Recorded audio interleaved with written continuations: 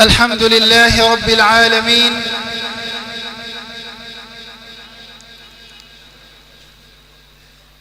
والعاقبة للمتقين ولا عدوان إلا على الظالمين الآثمين.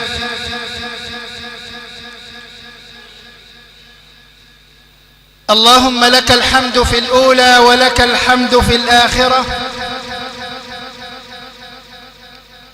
ولك الحمد على كل حال، ونعوذ بالله تعالى من حال أهل النار.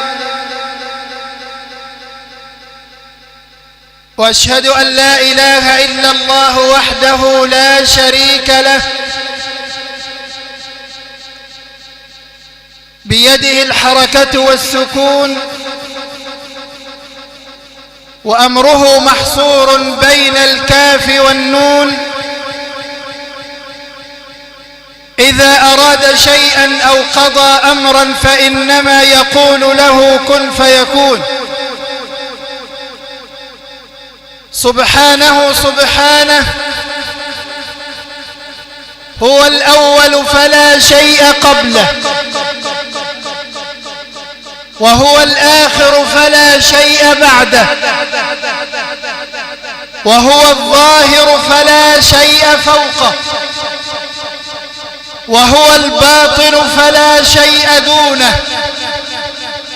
هو الأول والآخر والظاهر والباطن، وهو بكل شيء عليم. فوا عجبا كيف يعصى الإله أو كيف يجحده جاحد. وفي كل شيء لنا آية تدل على أنه هو الله الواحد. وأشهد أن محمدًا عبده ورسوله وصفيه من خلقه وحبيبه. كان بين الناس رجلا، وكان بين الرجال بطلا، وكان بين الأبطال مثلا. ما ترك شيئا إلا ودلنا عليه، وما ترك شيئا إلا وحذرنا منه. فقال صلى الله عليه وسلم: كل أمتي يدخلون الجنة إلا من أبى. فقالوا: من يأبى يا رسول الله؟ قال: من أطاعني دخل الجنة، ومن عصاني فقد أبى. أرسلت داعية من الرحمن، ودعوت فاهتزت لك الثقلان. أنقذت قومك من ضلالات الهوى، وهديتهم إلى الواحد الديان. أما بعد، فطبتم وطاب ممشاكم، وتبوأتم من الجنة منزلا، وسعيكم مشكور وذنبكم مغفور، ولا أراكم الله مكروها في عزيز لديكم.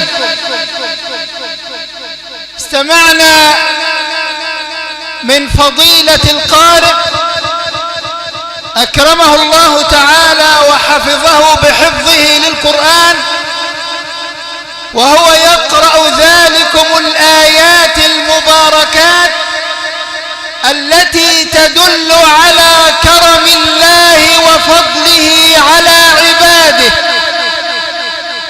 فالإنسان لا بد أن يحمد المولى على كل حال، في السراء وفي الضراء.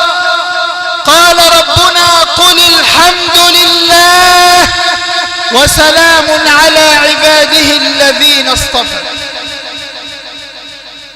فالله عز وجل أكرم الأكرمين، والله عز وجل أرحم الراحمين وأعدل العادلين.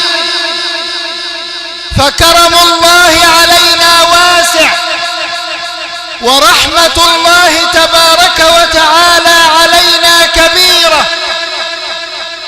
انظر إلى رحمة الله كيف يصورها رسول الله حينما رجع من غزوة من الغزوات ووجد امرأة تبحث عن ولدها في السبي،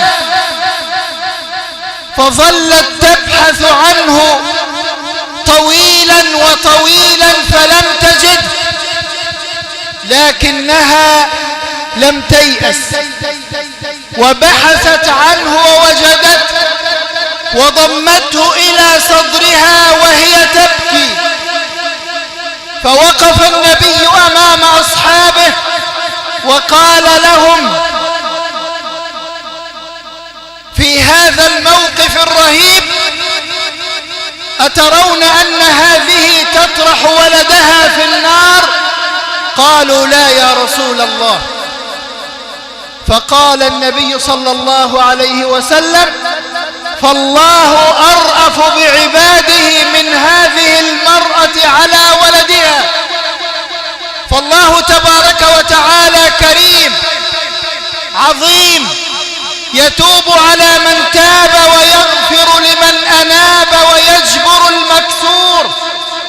سبقت رحمته غضبه من قبل خلق الأيام والشهور والدهور.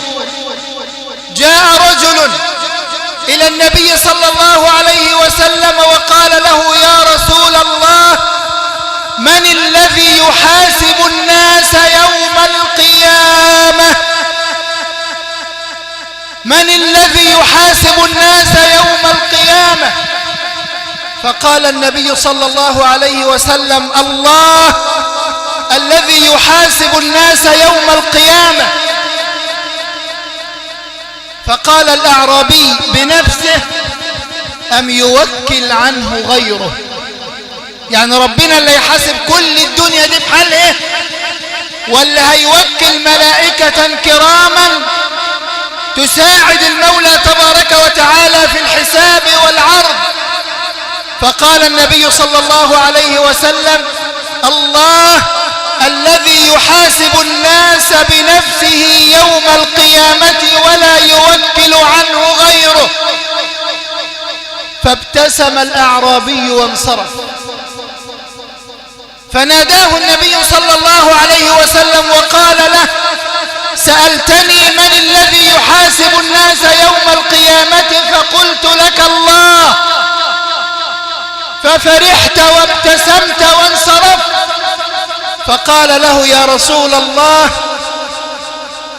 إذا كان الله هو الذي يحاسب الناس فإن الله كريم، والكريم إذا قدر عفا وغفر. فقال النبي صلى الله عليه وسلم: صدق الأعرابي. واستمع إلى قول ربنا تبارك وتعالى في سورة الأنعام. قال ربنا: كتب ربكم على نفسه الرحمة.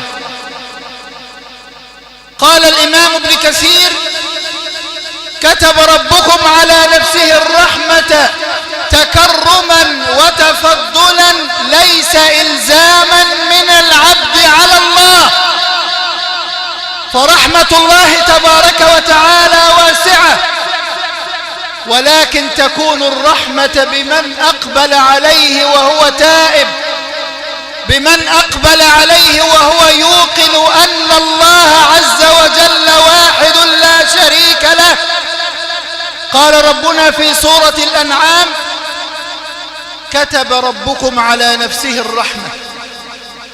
وقال ربنا في سورة الأعراف: ورحمتي وسعت كل شيء. ورحمتي وسعت كل شيء. ففرح إبليس عليه لعنة الله إلى يوم أن نلقاه، وقال: أنا داخل في رحمة الله فأنا شيء. فقال ربنا تبارك وتعالى: ورحمتي وسعت كل شيء فسأكتبها للذين يتقون ويؤتون الزكاة والذين هم بآياتنا يؤمنون. ففرحت اليهود وقالت نحن داخلون في رحمة الله، فأكمل الله عز وجل الآية وقال الذين يتبعون الرسول النبي الأمي إلى آخر الآيات. فرحمة الله عز وجل واسعة، وسعت ما بين السماء وما بين الأرض.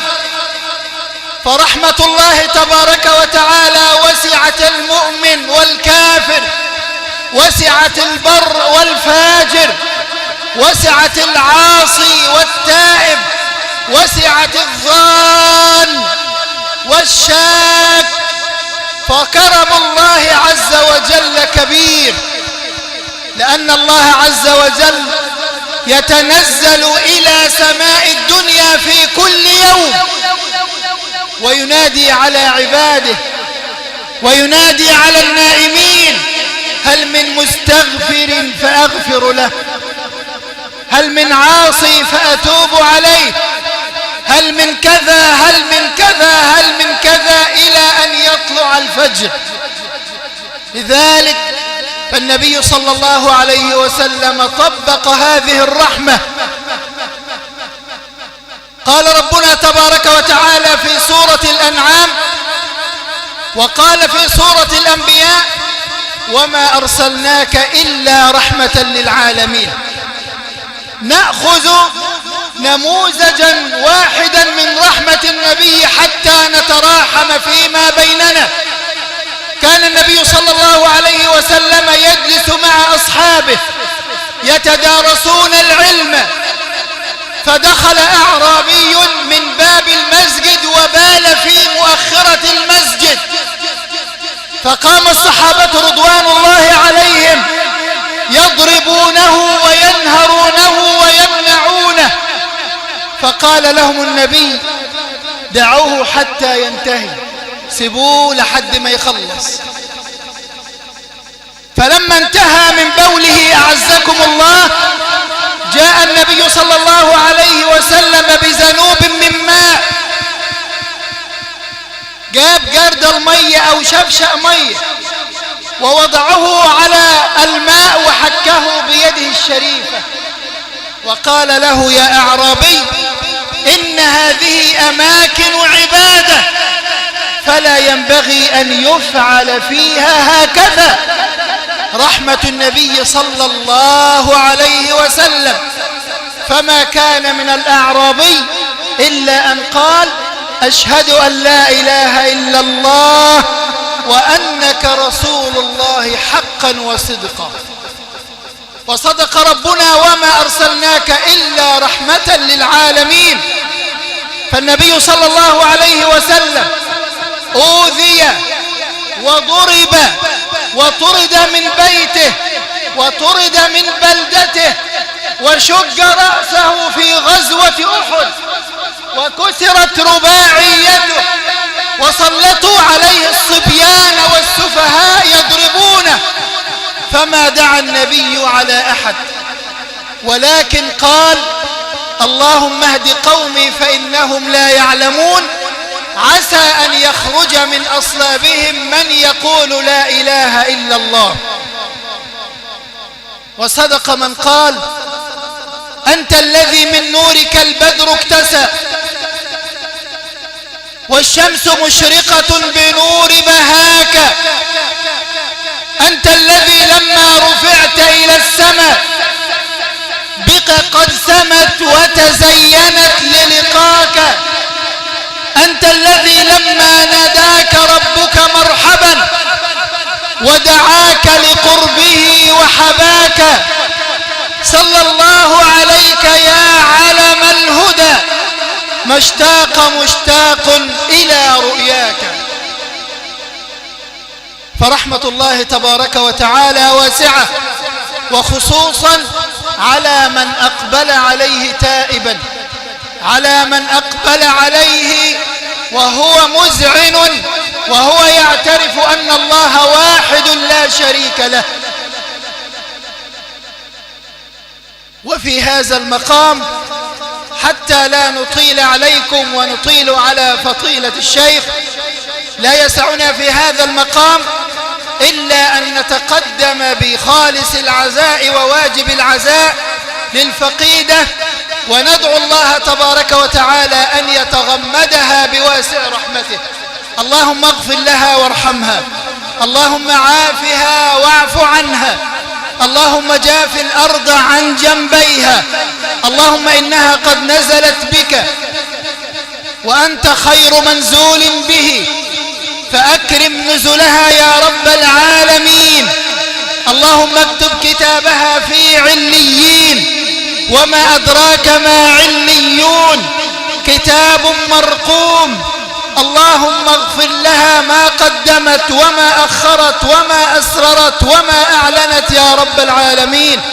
اللهم اسقها من أنهار الجنة، اللهم اسقها من أنهار الجنة، وأطعمها من ثمار الجنة، ونعمها بنعيم الجنة.